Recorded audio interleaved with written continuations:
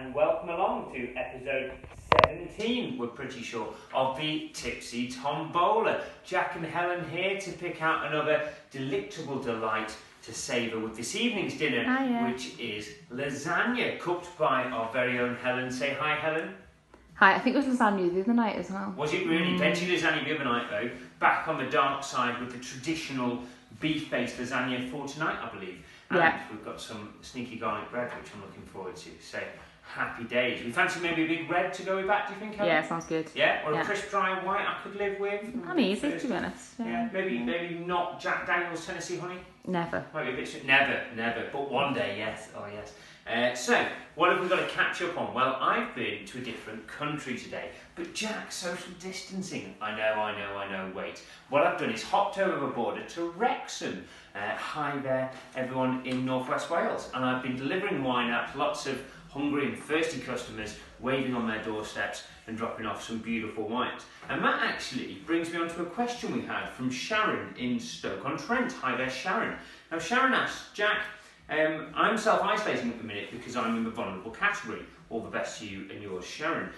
But how can I get decent wine delivered to my address whilst isolating? Well, that's a great question, Sharon. Now, I would argue that the best way of getting decent wine delivered to your address, whether you're isolating or not really, is to contact your friends and mine at Majestic Wine. Now, the lovely people at Majestic can be found by just popping an email to them, give them a call, or even check out a website.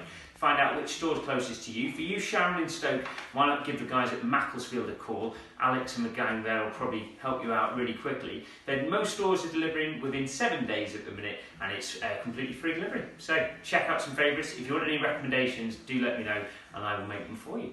Now, one of the fantastic wines we had from Majestic was the Gabb Chardonnay, and this was the last one we drew. What did you think of this one, Helen? Yeah, I'm big fan. Big fan. We drink this quite a lot, don't we? We do like the Gabb. I like it because it's big and rich and bold. And I find, I don't know about you, Helen, but I find if I'm buying Chardonnays around about a kind of £8-10 mark, then I find the money goes a lot further in South Africa than it would in, say, France, where maybe you have to pay a bit more for that kind of quality. So for me... Try not to move too much because my phone's not as good as yours. Oh dear. Yeah, oh, sorry. Right, we'll be very static now for the rest of the video.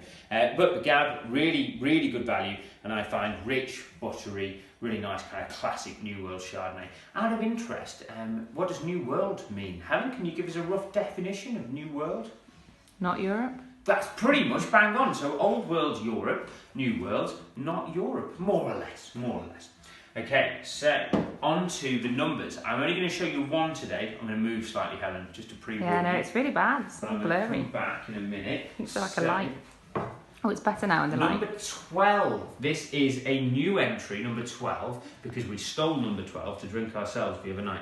Now, this is the Nobody's Hero wine. This is from Framingham, one of the wineries we were lucky enough to visit earlier in the year on a little trip across in New Zealand, which was good fun. What did you think of the wines at Framingham, Helen? Plentiful. They were very good. And very delicious. Lots of them, they were great. And the most hospitable winery we visited, possibly ever. So a big shout out to all the guys there at Framingham. This wine is named after a Stiff Little Fingers song, who were a band in New Zealand, who you may know. So if we draw this out, we'll definitely give you a proper tasting note of it. I'm looking forward to it. I remember trying it, but I think, as you say, we drank a bit by then, so it'll be interesting to see how it's tasting over here. Quick look at the water. In very safe hands tonight. Jake and Elwood, the Blues Brothers, the Saviours of Soul are here to guard over that water and to make sure that we are drinking no such thing this evening. Thank you very much, lads.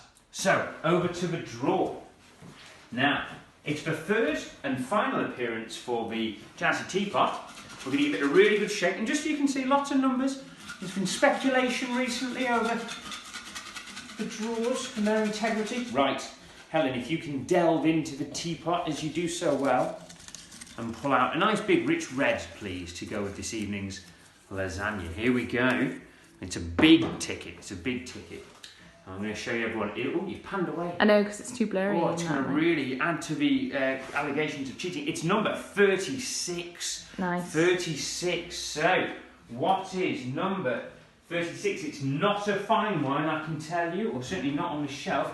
Oh, we can't open that. We asked for a big red, and a big red we've got. Big in lots of ways. Why is there a magnet? Because this is the Magnum of Rioja. This is the Solar Viejo Crianza from 2015. Maybe next time we come together, gang, I'll tell you all about what Crianza means in the world of Rioja and Reserva and Gran Reserva, which are the alternates. We're going to pop this open. I'm guessing we won't quite finish it tonight, partly because I'm in work tomorrow. But we will drink it over the next few days, and we'll be back to see you, I'm sure, before the weekend. Have a fantastic few days, and if you need any wine, give us a shout at Majestic. Thanks, guys.